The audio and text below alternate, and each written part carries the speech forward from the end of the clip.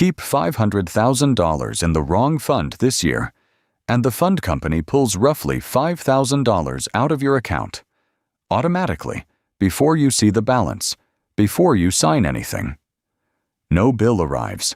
No statement line flags it. It leaves as a small percentage, deducted before the number prints. Because you never write the check, you never feel it go. Run that invisible drain across a 25-year retirement, and it can carve a 6-figure hole in a nest egg that took 40 years to build. Not from market losses. From the cost structure nobody explained when you signed the paperwork. In the next 15 minutes, we are going to track down every one of those costs. Most people never look for them. That is exactly how the industry wants it. I am your guide to real-world retirement decisions, the ones your advisor may not volunteer, and the ones the financial industry is perfectly happy you never ask about. Today, we have 5 of these costs to find together. I want you to know before we start, fee number 4 is the one that catches the most people who think they are already being careful. Stay with me to that one. 5 fees: fund expense ratios, advisor AUM charges, annuity layers, old sales loads, and cash drag. Let us find each one. Before fee 1, a quick favor. If this kind of fee-by-fee breakdown is worth your time, tap like and subscribe now.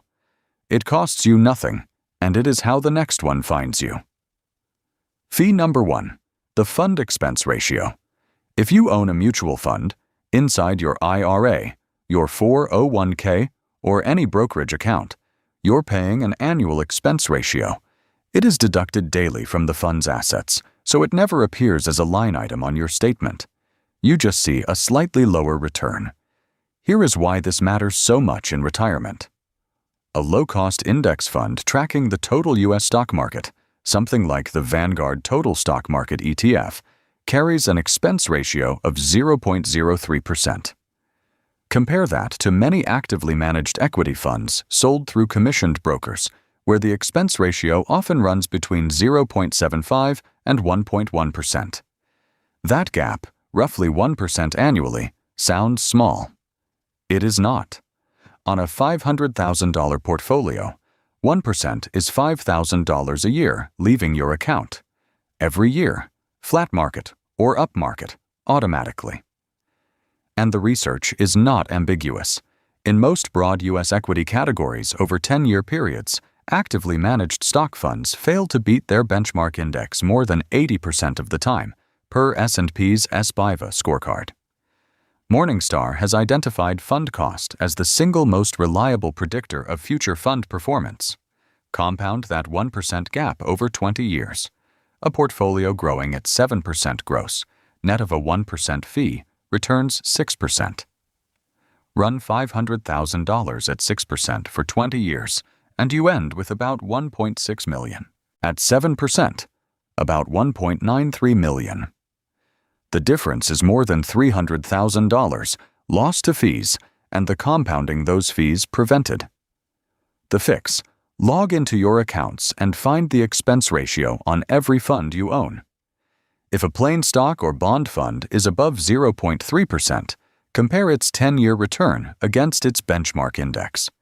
If it has not beaten the index after fees, a low-cost index fund in the same asset class will serve the same function at a fraction of the price. Fee number 2, the 1% Advisor AUM Charge. If you work with a financial advisor who charges a percentage of the assets they manage, the industry standard is roughly 1% per year. You pay that fee in every market condition. Up, flat, or down 20%, the advisor gets paid regardless of performance. To be clear, there are excellent advisors who charge 1% and earn every dollar of it. If yours is a genuine fiduciary, legally required in writing to put your interest ahead of their own, and actively saves you money on taxes, plans your withdrawal order, and coordinates Social Security and Medicare, that fee may pay for itself many times over. The problem is many people paying 1% are not getting that. Your old 401k operated under ERISA's fiduciary standard by federal law, After a rollover into an IRA with a broker, that protection may no longer apply. The standard governing many brokers, Regulation Best Interest, requires a recommendation be in your best interest at the time it is made, which still allows the advisor to accept commissions and recommend higher-cost products. You deserve to know exactly what standard yours is working under. Over a 25-year retirement, compounding turns that 1% into a staggering number. A $500,000 portfolio growing at 7% gross, net of a 1% fee, grows at 6% instead. Run both forward 25 years, and the 1% version ends more than $500,000 behind. Same starting balance, same market, everything identical except the fee. The fix. Ask your advisor directly, in writing, whether they act as a fiduciary for you, and get an all-in number. Advisory fee plus all fund expense ratios. If that combined number is above 1.5%, start comparing fee-only fiduciary advisors who charge a flat retainer instead. Fee number 3, the embedded costs inside annuities and cash value insurance policies. This one is more complicated, and not all annuities are the same. There are simple, low-cost fixed annuities that do a legitimate job of providing guaranteed income. That is not what we are talking about. We are talking about the variable annuity, or indexed annuity with guaranteed income riders, sold through commission-based advisors, and the cash value life insurance policy pitched as a retirement savings vehicle. Both carry layers of fees not clearly disclosed on the front page.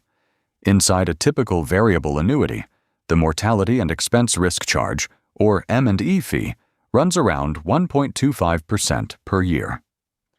The underlying subaccount funds add another 0.50 to 1.50%.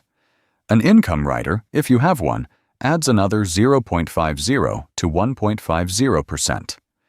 Add those up, and a standard variable annuity with one income rider can cost 2.5% to 3% per year or more, regardless of how markets performed.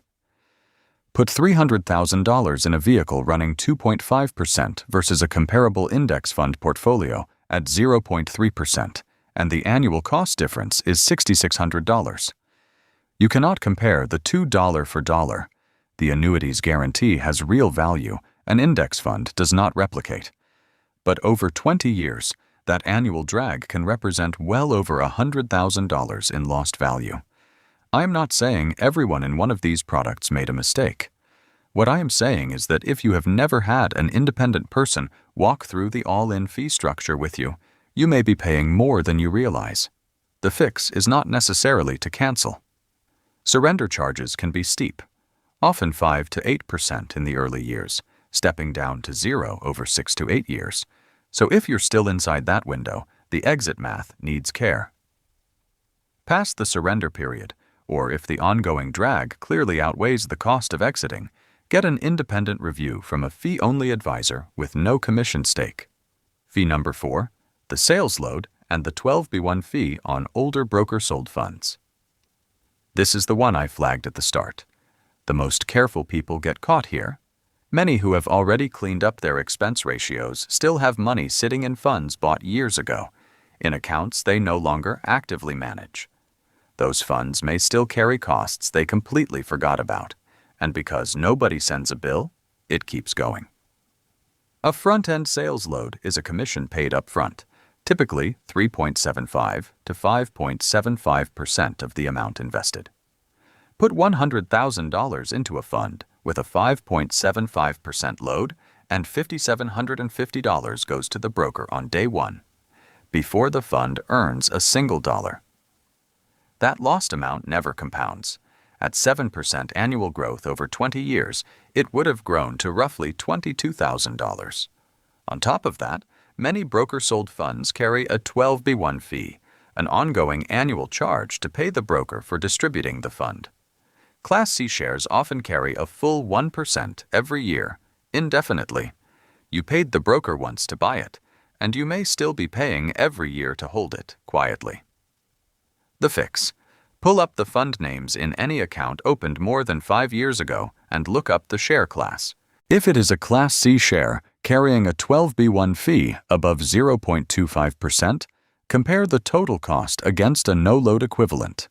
Switching is often the highest return trade inside your existing accounts. In an IRA or 401k, switching typically triggers no taxes. In a taxable account, check for capital gains first. Fee 5 is different from all of these. No fund swap, no advisor conversation, no surrender schedule to calculate. One default setting, and it may be wrong without you knowing it. Fee number 5, cash drag and everyday bank fees. This is the fastest fix of all 5, and almost nobody thinks about it because the losses are invisible. When you sell a holding or receive a dividend, that cash lands in a settlement fund or core position, and brokers do not all treat it the same way. Some default it into a money market, paying a competitive yield. Others sweep it into an affiliated bank account, paying close to nothing, in some cases as low as 0.01% annually. The gap is real money. Quality government money market funds, accessible through the same brokerage, have been yielding roughly 3.5% to 4% as of mid-2026. Run the numbers on $50,000 in idle cash. At 0.01%, that earns $5 a year. At 4%, $2,000 a year. Income you are not getting because you never changed the default. Add ordinary bank fees.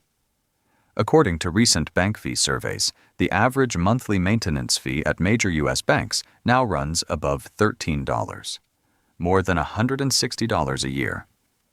Overdraft fees at most large banks run $30 to $35 per incident. These are often negotiable. A single phone call asking for a waiver works more often than expected, and moving everyday banking to a credit union or fee-free online bank can save over $150 a year while earning more on deposits. These 5 fees combined can represent tens of thousands of dollars per year in wealth that leaves your accounts automatically, silently, without a bill or a statement line you ever had to sign off on. Expenses that are deducted rather than billed feel smaller, because you never experience the pain of writing the check. Your retirement account has no opinion on how the money left. It only knows that it is gone. Here is your action step this week, not next month. Pull up your investment accounts and find the expense ratio on every fund. Ask your advisor for the all-in cost number in writing. Check your brokerage sweep rate against available money market yields. Look up the share class on every fund in any old account you have not reviewed in years. Then call your bank and ask them to waive the maintenance fee. None of these calls takes more than 15 minutes, and together they represent the highest return per hour activity available to a retired person sitting in a comfortable chair. Here is the one rule to carry out of this video. The market will do what it does, and you cannot control it. Fees are different. Some are choices you can unmake, some are defaults you never picked, and some are traps you can only exit once you know they exist. That makes them the only part of your retirement return that knowledge alone can change. And now you know where to look. This is not financial advice. Every situation is different. But the framework is straightforward. Know what you're paying, ask for the all-in number in writing, and do not keep paying for things that are not serving you. Hit the like button. It helps more people your age find this. Subscribe so these breakdowns keep finding you. And drop the word fees in the comments if you want more on protecting what you have already built.